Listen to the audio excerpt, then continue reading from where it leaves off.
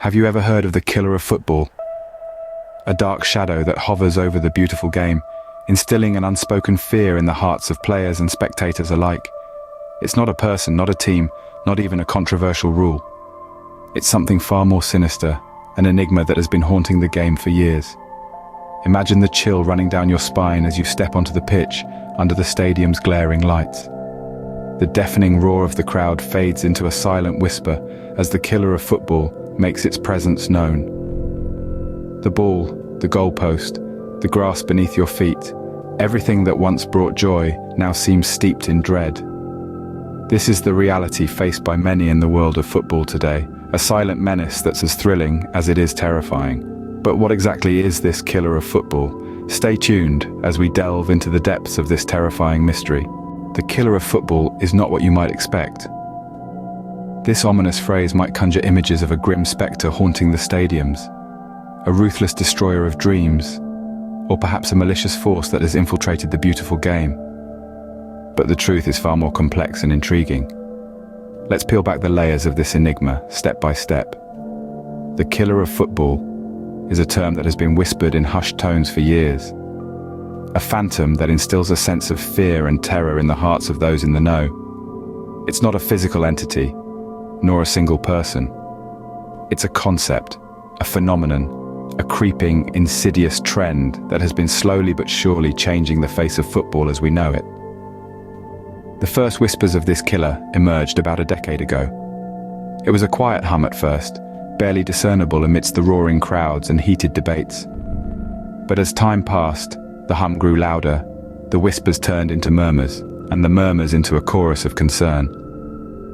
With each passing season, the terror associated with the killer of football grew.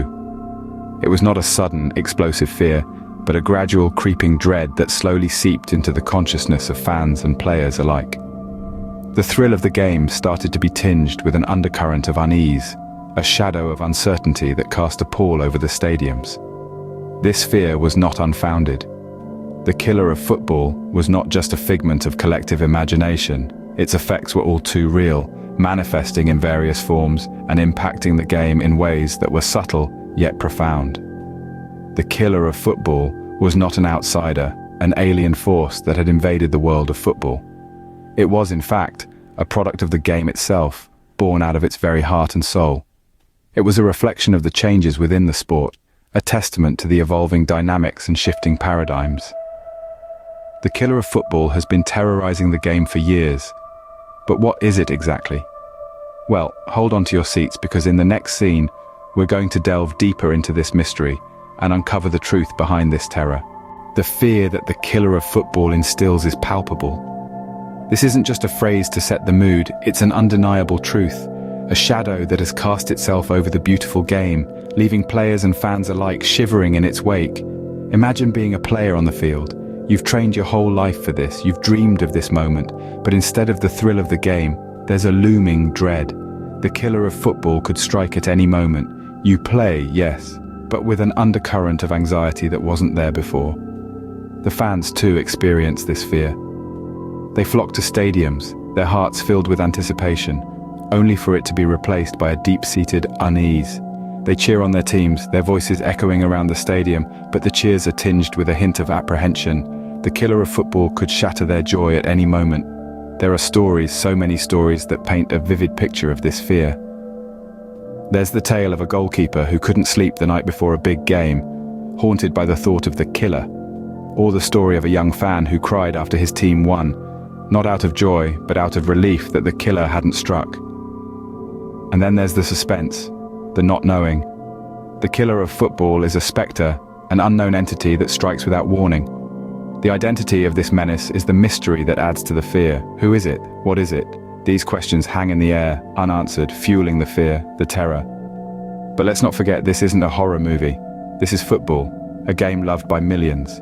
Yet, the killer of football has managed to infiltrate this love, to twist it into something darker. The terror that the killer of football brings is real and has left a lasting impact on the world of football. This isn't just a game anymore, it's a battle against fear. And fear, as we all know, is the most potent adversary of them all. The time has come to reveal the identity of the killer of football. This entity, this force, has been lurking in the shadows, casting a dark pall over the beautiful game we all hold dear.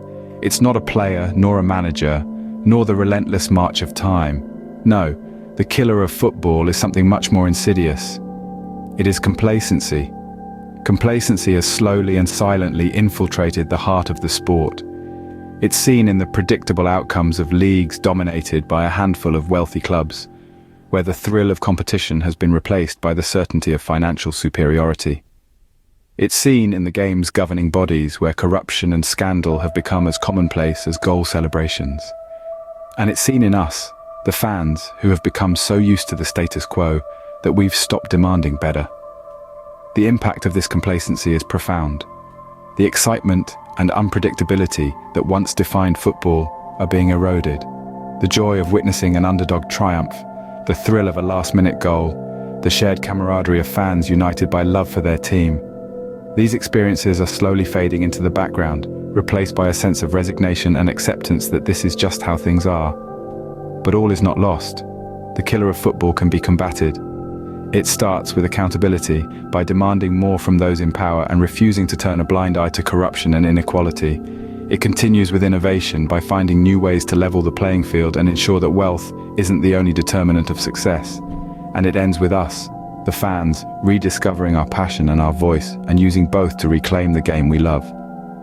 The killer of football is a force to be reckoned with, but it's a battle we must fight for the love of the game.